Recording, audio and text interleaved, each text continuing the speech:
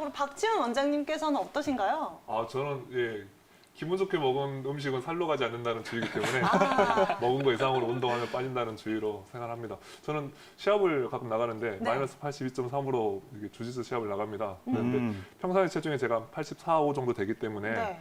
그 도복 입고 하려면 한 3, 4kg를 또 감량을 해야 되거든요. 이제 그럴 때 좀 더 신경을 많이 쓰고요. 평상시 운동을 좀 많이 해서 에너지 소모를 많이 하는 주의로 관리를 하고 있습니다. 내장 지방이랑 피하 지방이 분포가 되는 게 뭐 인종이나 또는 남녀에 따라 차이가 좀 있는데요. 남자분들은 내장 지방으로 좀 더 많이 이렇게 지방이 저장되는 경향이 있고요. 여자분들은 피하 지방으로 저장이 되는 경향이 있어요. 이게 또 인종에도 또 차이가 있다고 방금 말씀을 드렸는데 흑인 같은 경우는 좀 더 피하 지방 쪽으로 또 백인 같은 경우에는 좀 더 상대적으로 내장 지방으로 가는데 이게 예를 들어서 효도르나 마크 헌트 같은 이런 이제 배 나온 운동 선수들을 보면 네. 이 친구들이 그러면은 내장 지방이 많을 것이냐고 이게 꼭 그렇진 않거든요.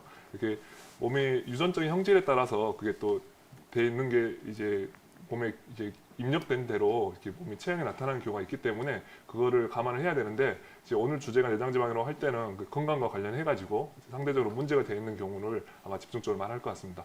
간단한 예로 한 체성분 측정이나 이런 걸 해봤을 때 네. 체지방이 10% 이하가 되면 일단 복부의 윤곽이 드러나게 됩니다. 그러니까 식스팩이라고 하는 게 보일 정도면 일단 체성분 측정상 그 체지방률이 10% 이하라고 생각을 하면 아마 참고 정도 될 수 있을 것 같습니다. 이러한 내장 지방 때문에 고민으로 좀 한의원에 내원하시는 환자분들도 늘어나고 있는 추세인가요? 요즘에 보면 네. 그 비만 상담을 해보면 이제 예전에는 이제 허벅지나 뭐 부분 비만 이런 거 얘기하시는 분들도 있었는데 팔다리는 가는데 배만 볼록 나온다든지 이렇게 하는 걸 불편해하시는 분들이 있어요. 특히나 남자분들이 그런다 그러면 기본적으로 앞서서도 뭐 스트레스나 수면 장애 또 소화 문제도 지적을 해주셨지만 또 추가해서 말씀드린다고 할 부분은 흡연이나 음주가 분명히 문제가 돼요. 남자분들은 틀림없이. 왜냐하면 똑같이 살이 찌더라도 복부 쪽으로 살이 찌게 하고 또 내장 비만을 만들어내는 그렇게 그 DNA를 활성화시키는 어떤 이유 중에 가장 중요한 요인이 흡연입니다. 담배를 피우시는 분들이 배가 나온다. 이런 대부분 이제 복직근이 약해져서 나오는 경우도 물론 있지만 기본적으로 내장 비만이 있다고 생각을 하게 되고요. 음주는 알코올 자체가 에너지원이 돼가지고 저장되는 건 아닙니다만은 그거 자체가 우리 몸에 있는 저장되는 지방을 이렇게 태워서 써먹는 기능을 떨어뜨리기 때문에 더욱 결국에는 결과론적으로는 지방을 쌓이게 하는 데 영향을 준다고 할 수가 있죠. 그럼 여자분들은 어떻게 해당이 되느냐? 술 많이 먹어서 그러냐? 꼭 그런다기보다도 여자분들은 또 나름대로 이유가 있다고 하면 요즘 같은 경우는 과당이 문제입니다. 지방을 많이 먹기 때문에 내가 살이 찌고 또 지방이 쌓인다 이렇게 생각하기보다는요. 오히려 탄수화물 한동안 이제 탄수화물 중독증이라고 이제 이런 표현들이 많이 있었는데 탄수화물을 최대한 줄이는 식이 습관 같은 걸 많이 이제 권하는 그런 캠페인들이 많이 있었죠. 근데 거기에 덧붙여서 놓치지 말아야 될 중요한 것은 과당입니다. 특히나 우리 음료수 좋아하시죠? 네. 우리 여기 들어오기 전에도 음료수 한 잔씩 이렇게 해주셨는데 네. 탄산음료나 또는 이제 주스 같은 경우에도 기본적으로 액상과당이라고 하는 옥수수 시럽이 들어가 있어요. 이거는 그냥 화학물질입니다. 싼 설탕이나 다름없어요. 근데 이런 것들이 들어오면 기본적으로 간에서 대사가 될 때 지방을 쌓이게 하는 역할을 하는데 그게 다 복부 안에, 복직근 안에 있는 지방, 내장 지방으로 간다고 생각할 수가 있죠. 박지훈 원장님, 마지막으로 이렇게 내장 지방을 줄이기 위해서 꼭 기억해야 될 점 어떤 것들이 있을까요? 네, 앞서 말씀해 주신 내용들을 아마 요약하는 거라고 볼 수 있겠는데요. 기본적으로 스트레스를 덜 받아야 되고 또 충분한 수면이 있어야만 또 이러한 그 지방이 몸에 쌓이는 것을 막아주는 효과도 있습니다. 그리고 결국에 인풋과 아웃풋의 불균형이지 않습니까? 그렇죠. 적게 먹고 운동 많이 하고 하면은 사실은 이렇게 지방을 태우는 거에는 무조건 도움이 되고요. 만약 짧은 시간에 유산소 운동을 뭐 추천을 해달라고 하면은 저 같은 경우는 뭐 줄넘기나 또는 뭐 수영이나 뭐 다른 좋은 운동들도 물론 있지만 버피 같은 운동을 하면은 버피 15분간 하실 수 있는 분들 많지 않습니다. 짧은 시간 안에 충분히 유산소 운동을 할 수 있는 좋은 운동이 많으니까 주변에 가까운 의원이나 또 트레이너 쌤들 만나서 운동 부분도 앞서 이제 음식이나 소화와 관련한 부분들 많이 강조를 해주셨기 때문에 제가 운동에 관해서 첨언하자면 그런 조언을 더 드릴 수 있겠습니다. 박지훈 원장님, 이분의 증상 어떻게 생각하시나요? 일단 팔꿈치가 아플 때 흔하게 테니스 엘보나 골프 엘보를 이렇게 구분을 하는데요. 주요하게는 아픈 부위를 가지고 구분을 하거든요. 바깥쪽이 아프면 뭐 흔히들 테니스 엘보, 안쪽이 아프면 이제 흔히들 골프 엘보라고 이제 일반인들도 지금은 많이 대중화된 용어라서 알고 계셔요. 이분 같은 경우도 이제 팔꿈치 안쪽이 아픈 걸로 이제 추정이 되는데 이럴 때 가장 첫 번째 인대 손상이 아닌지는 먼저 제일 첫 번째 감별을 해줘야 돼요. 인대 손상이 아니라고 할 때는 나는 뼈 어느 자리가 누르면 아프고 그 자리를 만지도 못하게 예민해요라고 한다면은 그 이제 근육의 부착부가 아픈 경우가 해당하거든요. 이제 근육의 부착부에 힘줄이 뭐 문제가 생겨가지고 이걸 통틀어서 골프 엘보우 이렇게 표현하는데 거기에 해당하는 근육이 여러 개가 있어요. 하나만 있는 게 아니라 대부분 이제 손목을 이렇게 굽히는 근육들 또는 손가락을 굽히는 근육들 또는 손을 이렇게 안으로 돌리는 근육들이 모두 여기에 해당하는데 이게 모두 공통적으로 이 팔꿈치 안쪽에서 시작을 한단 말이죠. 그러면 이 근육들 중에 어떤 근육에 문제가 돼서 이 팔꿈치 쪽에 부착부를 잡아 뜯어가지고 통증이 생기는 건지를 사실 감별을 해줘야 됩니다.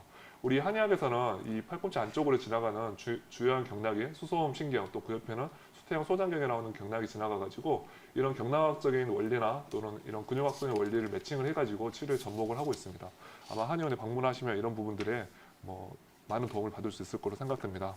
아무래도 이런 증상들은 이렇게 좀 이러한 일들로부터 좀 멀어지는 게 도움이 되지 않을까 싶은데 박진 원장님, 관련 증상들은 휴식 뭐 이런 부분들이 가장 중요하겠죠? 네, 물론입니다. 뭐니 뭐니 해도 첫 번째는 휴식이라고 볼 수 있겠고요. 당장 아플 때는 얼음찜질하는 게 대단히 도움이 됩니다. 일단 팔꿈치 안쪽이 아픈 경우는 일반적으로 이제 골프 선수들이 뒷땅 치다가 골프 연습하다가 많이 생기는 경우로 생각하겠지만요. 저 같은 경우는 이제 배구 선수들이 블로킹하다가 특히나 남자 선수들보다 여자 선수들이 이 팔꿈치 각도 때문에 손상이 잘 입어요. 그래서 블로킹을 이렇게 앞으로 쭉 내밀어야 되는데 그 각도가 안 좋으면 이렇게 잘 다칩니다. 잘 다쳐서 한번 다치면 회복하기 힘들고 이 부분이 심해지면 앞서 언급해 주신 것처럼 뭐 사오지가 저리다든지 아니면 손바닥이 저리다든지 하는 증상을 심하면 호소할 수가 있게 됩니다. 이런 증상이 있으면 일단은 쉬는 게 낫는데 쉬지 못한다 그러면 이제 좋아지게 하는 속도가 나빠지게 하는 속도보다 빨라지게끔 병원을 반드시 찾으셔야 되겠죠.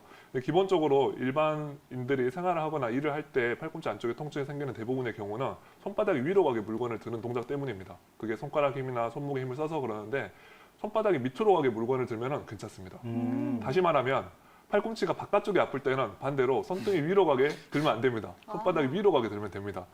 반대로 지금 이 시청자분처럼 안쪽이 아픈 경우는 이렇게 들면 계속 증상이 악화될 수 있기 때문에 그쵸. 손바닥이 아래를 향하고 손등이 위를 향해서 물건을 들거나 일을 하시면 되는데 하시는 일이 그렇게 여의치 않다 그러면 사실은 쉽지가 않죠. 맞아요. 그리고 대부분의 경우가 손목에 그 힘을 많이 써서 생기는 경우이기 때문에 손목보다는 손가락의 힘을 어느 정도 보완을 해주면 개선이 돼서 손가락 굵근을 강화시킬 수 있는 고무공을 이렇게 쥐어짠다든지 하는 운동도 도움이 될 수 있고요. 또 앞서 이제 허 원장님이 말씀하신 것처럼 어깨가 관련된 문제가 많습니다. 어깨나 손목의 움직임이 기능이 떨어지면 팔꿈치의 그 움직임을 보상하려고 더 많이 작동을 하기 때문에 손상이 생기는 경우가 많습니다. 그래서 기본적으로 어깨나 손목이 유연해질 수 있도록 관리를 잘 하시는 것이 팔꿈치의 이제 치료나 또 추후 손상을 예방하는 데 대단히 도움이 되는 방법이라고 말씀드리겠습니다. 네, 어머님 안녕하세요. 일단 네. 무릎이 이렇게 물이 차고 이렇게 불편했었다가 물을 빼고 나니까 괜찮았다는 점에 대해서 또 한 방으로 네. 어떻게 할 수 있는 방법이 있는가 하고 궁금해서 전화 주신 것 같아요. 네, 네. 일단 어머니 이런 경우에 사실 물을 자꾸 빼지 않는 이유는요. 자꾸 주사 치료를 해서 안에 흡인을 하다 보면은 물을 빼다 보면은 감염의 위험이 높아져서 그래요. 그래서 사실은 물이 저절로 흡수가 되게끔 해줘야 되는데 어떤 이유에서인지 물이 흡수가 잘 안 되는 거예요. 어머니 사실은 이렇게 무릎이 부어 있는 것 자체가 무릎을 덜 쓰게 하려는 몸의 노력이에요. 근데 그게 어머니한테 너무 불편하단 말이죠. 통증도 더 만들고 쪼그랑기도 안 되고 걷는 것도 불편하고. 근데 어떤 방법을 통해서든 물을 빼줬더니 말려줬더니 어머니가 좀 편해지셨던 거잖아요. 이거를 꼭 주사기로 빼는 거 외에도요. 어머니 한약을 써가지고도 도움을 받으실 수가 있어요. 다만 그래요? 예, 한약을 써가지고도 충분히 할 수 있습니다. 다만 이게 어머니가 양쪽이 다 부어가지고 이렇게 불편하다라고 하면은 콩팥이나 아니면 몸의 다른 대사 문제를 좀 더 생각을 해야 되지만 한쪽 무릎만 가지고 문제가 더 있다라고 하면은 그 무릎의 관절을 보호해가면서 거기에 맞는 한약을 쓰시면 여기에 특성화된 한약들이 많이 있거든요. 그걸 네, 처방하셔서 한번 시도를 충분히 해보실 값어치가 있습니다. 인공관절을 한번 하고 나면 후회하시는 분들도 간혹 있고 하고 나서 만족도가 떨어지시는 분들도 많아요. 하지 말라는 얘기가 아니라 충분히 고민을 예, 해서 그래서 무릎을 안 하고 있어요. 네네, 지금 안 하고 계시다면서요. 아마 연세나 이런 것 때문에도 좀 높아심이 못 하시는 것 같은데요. 그렇다고 한다면은 기본적으로 그 전에 해볼 수 있는 거를 충분히 시도해보는 게 훨씬 값어치가 있다고 보여집니다, 어머니. 네, 박지원 원장님 그러면 그렇다면은 한의원에서 약을 먹으면 부기가 빠질까요? 네, 그런 종류의 한약들이 있습니다, 어머니. 그러면 어디쯤 갈까요? 어디로? 가까운 한의원을 한번 찾아보시면 충분히 있습니다, 어머니. 그쪽을 네. 네. 어머님 가까운 한의원 가서 일단 치료 한번 받아보시고요. 치료 받으시다가 또 궁금하시면 저희가 언제든지 상담 도와드릴 테니까요. 연락 주시기 바랍니다. 저희는 이와 관련해서 다양한 이야기 좀 더 나눠볼 텐데요. 박준 원장님, 이렇게 무릎 관절 때문에 고생하시는 분들이 또 한약 말고 또 어떠한 치료들을 받을 수 있을까요? 네, 기본적으로 무릎에다는 이제 뜸이 많이 알려져 있어가지고 그렇다고 집에서 이렇게 뜸으로 해가지고 살을 태워서 오시는 분들이 가끔 있으세요. 네. 이제 뜸이 나쁘다는 얘기는 아닌데 살을 태워버리면 그 다음 치료를 이어서 하기가 어렵습니다. 그리고 감염 위험이 항상 높아지기 때문에 살을 태울 정도까지의 열 자극을 주지 않는 게 좋고요. 또 핫팩을 올려놓고 잠드시는 분들이 있어요. 그럼 피부가 다 이렇게 혈관이 늘어나가지고 얼룩덜룩한 모양으로 오시는 분들이 있는데 그건 좀 주의해야 될 것 같습니다. 한의원에 오시면 침 외에도 뜸 외에도 약침이라든지 또는 관절된 골반 교정을 통해서 무릎이 좋아지는 경우도 있기 때문에 한번 적극적으로 치료를 권해드리고 싶습니다.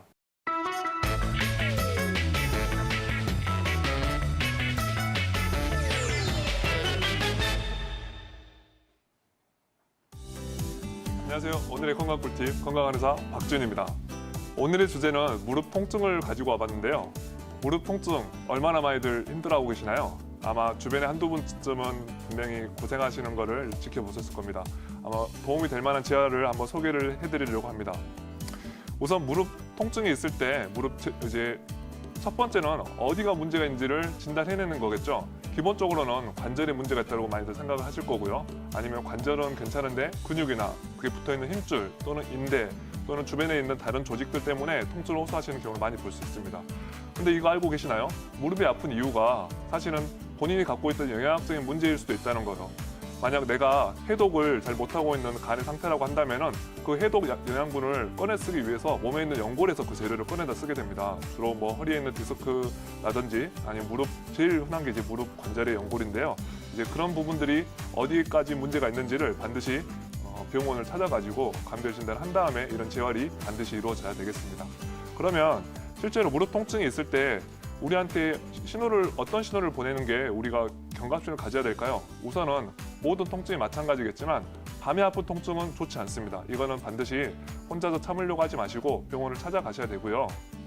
쪼그려 앉기가 힘들다. 이거는 관절에 어떤 문제가 생긴 거예요. 다만 이렇게 서서 발바닥이 바닥에 붙어있는 상태에서는 쪼그려 앉기가 안 되는데 누워서는 누워서는 무릎을 완전히 굽힐 수 있다. 이거는 이제 병원을 찾아오시면 한의원을 이렇게 내원하시면 어떤 이유인지를 저희가 분석을 해드릴 수가 있습니다. 또 치료도 의외로 잘 되는 편이고요. 또 마지막으로 일반적으로 걸을 때 뭐 나도 알고 남도 느낄 수 있을 정도로 걸음을 쩔뚝거린다. 그게 골반이나 뭐 허리 때문이 아니라 무릎 때문이라고 한다면은 이거는 치료를 받아야 될 대상이기 때문에 그 한의원이나 가까운 병원을 찾아주셔야 합니다. 그럼 이제 소개시켜 드리려고 하는 무릎 재활이 필요한 경우를 말씀을 드려볼게요. 기본적으로 뭐 십자인대 또는 측부인대나 반월판 연골 손상 이런 수술을 하기 전이나 후에 지금 알려드리려고 하는 이런 재활 방법을 꼭 소개를 시켜드리는데요. 기본적으로 수술을 하기 전에도 무릎 근력을 강화시키는 재활을 반드시 시키게 됩니다. 요즘은요. 그리고 무릎 수술을 하고 나면 뭐 그게 관절경이 됐든 또는 이제 무릎을 여는 수술이 인공관절처럼 무릎을 여는 수술이 됐든지 간에 가장 첫 번째로 빠지는 근육이 무릎의 안쪽의 근육입니다. 그걸 내측 광근이라고 하는 근육인데요. 이 근육을 첫 번째로 강화를 시켜줘야 하고 수술하기 전에도 또 수술이 끝나고 나서도 이 근육을 키워야 되는데 대부분 무릎 근력을 강화시킨다고 하면은 왜 헬스장이나 이렇게 보디빌딩 하는 데 가가지고 머신을 이용해서 무릎을 펴는 니 익스텐서를 많이 하시는데요. 이런 운동을 가지고는 제대로 된 운동을 할 수가 없습니다. 차라리 그럴 바에는 밴드를 가지고 일정 부하가 계속 걸리는 게 아니라 밴드의 길이에 의해서 탄성에 의해서 힘을 내가 조절할 수 있는 밴드 운동을 하는 걸 훨씬 추천을 드립니다. 그러면 이런 머신이나 밴드 운동 말고 그럼 어떤 식으로 내적 광고만 따로 재활을 할 수 있는 방법이 없느냐. 그래서 이제 만들어진 내용이 이제 벽에 등을 기대고 하는 스쿼트라든지 아니면 무릎 밑에다 수건이나 쿠션을 대가지고 무릎으로 바닥에 있는 뭐 달걀을 깬다는 기분으로 무릎을 신전시키는 그런 무릎 안쪽에 이제 힘이 들어가게 되거든요. 이런 동작을 반복함으로써 뭐 십자인대 수술을 받던 모든 선수들, 박지성이나 이동국 선수를 비롯해서 모두들 한 번쯤은 경험해봤을 운동이 바로 이 무릎 재활, 내측 광근 강화 운동이 되겠습니다. 제일 좋은 건 사실은 벽에다 이렇게 등을 기대고 무릎 사이에다가 이렇게 볼을 하나 끼우고 내전근과 내측 광근을 강화시키면서 스쿼트를 하는 게 제일 좋습니다. 왜냐하면 무릎이 아플 때는 무릎 혼자만의 문제가 아니라 골반이나 발목의 문제를 같이 병행하고 있는 경우가 많기 때문이죠.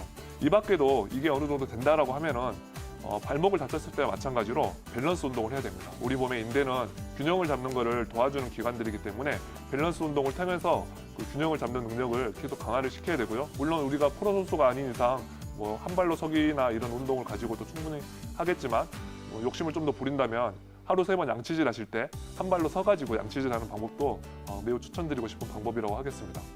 마지막으로 어떤 운동을 할 때 뭐 무릎이 더 도움이 될까요?라고 물어보시는 분들이 많은데요. 기본적으로 수영 같은 운동이 이제 물 속에서 저항을 줄여가면서 체중을 줄여가면서 운동을 할 수 있기 때문에 근력 운동에 대단히 좋은 운동이라고 할 수 있고요. 그 밖에 사이클이 있습니다. 사이클을 할 때는 자전거 타기를 뭐 실내든 실외든 자전거를 할 때는 안장 높이를 잘 조절 받으셔야 되고 지나치게 무릎이 많이 굽히면은 무릎이 많이 굽혀지는 상태에서는 무릎에 오히려 부담을 주기 때문에 그 안장 높이가 대단히 중요하기 때문에 전문가의 조언을 받으셔야 되고 앞서도 잠깐 제가 소개를 드렸습니다만 줄넘기가 대단히 좋은 유산소 운동이거든요. 그래서 무릎의 통증이 심하지만 않다면 그 무릎이 굽혀지지 않는 상황에서라도 줄넘기를 여러 가지 방식으로 두 발 뛰기가 아니라 한 발을 번갈아 가면서 하는 방식으로라도 줄넘기 운동을 병행하시면 무릎 재활에 대단히 도움이 되겠습니다. 그럼 마지막으로 우리가 생활에서 어떤 부분을 지켜야 되느냐? 무릎에 나쁜 자세로 오래 있지 않아야 됩니다. 다리를 꼬고 있다든지 양반대를 할 때 아픈 다리가 무릎에 깔려 있다든지 오랫동안 쪼그려 앉아 있는다든지 하는 것들은 모두 무릎에 안 좋은 자세가 되겠고요. 앞서서도 운동이 좋다라고 소개를 시켜드렸지만 통증을 참아가면서 운동을 하실 필요는 없습니다. 통증이 오는 것은 일단 안 좋은 신호이기 때문에 운동을 잠깐 중단을 하셔야 되고요. 반드시 이런 과정에서는 의료인의 도움을 받아가지고 전문가들의 상담을 받아가지고 보다 나은 재활, 보다 나은 통증 극복에 도움이 되셨으면 좋겠습니다. 감사합니다.